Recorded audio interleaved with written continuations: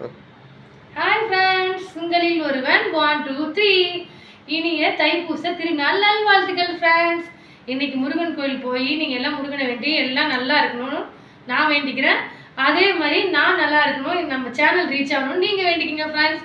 இன்றைக்கி நம்ம ஒரு ஸ்பெஷல் ஐட்டம் தைப்பூச நாளில் செய்ய போகிறோம். வாங்க என்ன செய்யலாம்னு பார்க்கலாம். இன்றைக்கி Sunday special dish friend mushroom biryani. ஏன்னா இன்றைக்கி வந்து நான்வெஜ் நம்ம எடுக்க முடியாது இல்லையா, அதனால் இன்றைக்கி மஷ்ரூம் பிரியாணி. வாங்க அதுக்கு என்னென்ன தேவையான பொருட்கள்னு பார்த்தலாம்.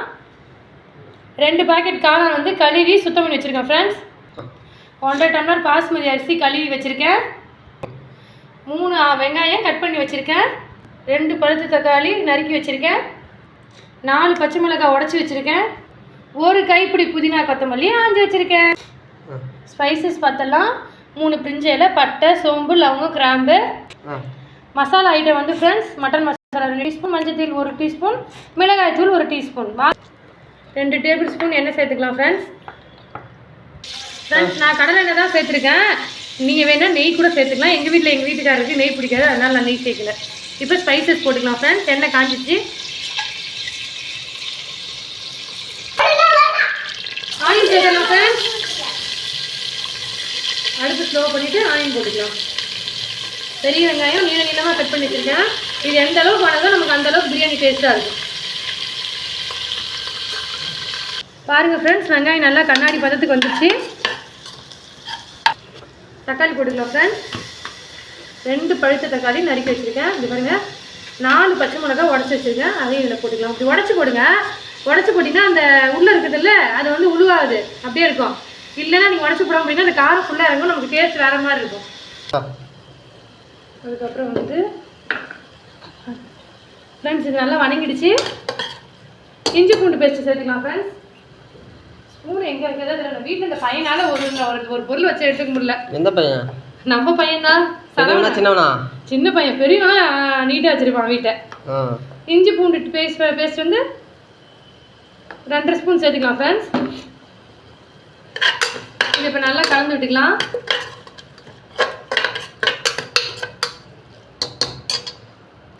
புதினா கொத்தமல்லி சேர்த்துக்கலாம் ஃப்ரெண்ட்ஸ்.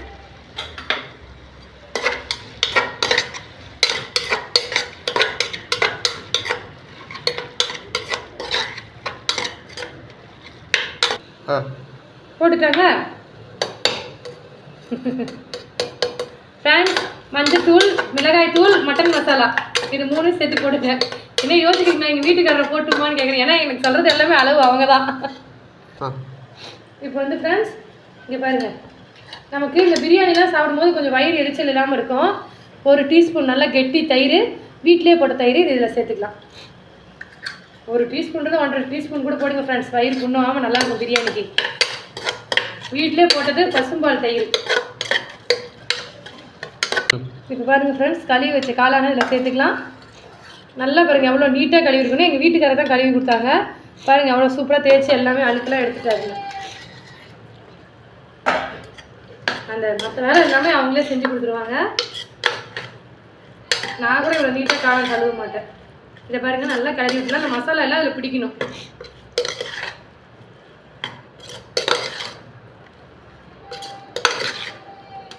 பாருங்கள் ஃப்ரெண்ட்ஸ் எப்படி இருக்குன்னு.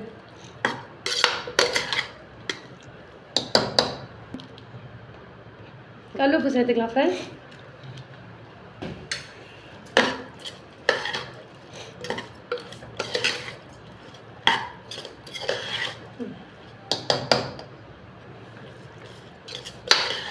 நல்லா கொஞ்சம் நேரம் இந்த மசாலா அதிலே இருக்கட்டும். அதுக்கப்புறம் அரிசி போட்டுக்கலாம். பாருங்க ஃப்ரெண்ட்ஸ், இப்போ கொஞ்சம் காளான் வேகிறதுக்கு சூப்பு வீட்டுக்காரருக்கு சளி பிடிச்சிதுன்னு சொல்லி எடுக்கிறதுக்கோசரம் கொஞ்சம் தண்ணி ஊற்றி அந்த மசாலாலாம் வேக வச்சு கொஞ்சம் சூப் எடுத்து வச்சுட்டேன். இப்போ வந்து நம்ம அரிசி போட்டுக்கலாம். அதிக தண்ணி விடல, ஒரு டம்ளர் தண்ணி விட்டு அவங்களுக்கு கொஞ்சம் சூப் எடுத்துக்கிட்டேன். இப்போ பாருங்கள் இதை கலந்துக்கலாம். எதுக்குன்னா இந்த மசாலாவோட இந்த அரிசி கலக்கும் போது மசாலா நல்லா ஒட்டும்.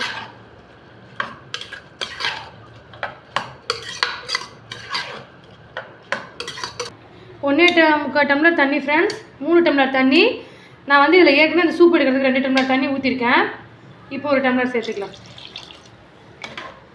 இதை கலந்து விட்டுட்டு கொஞ்சம் வந்து பாருங்க லெமன் பிழிஞ்சு விட்டுக்கலாம். பாருங்கள் விதெல்லாம் எடுத்துட்டேன், பிழிஞ்சு விட்டாச்சு.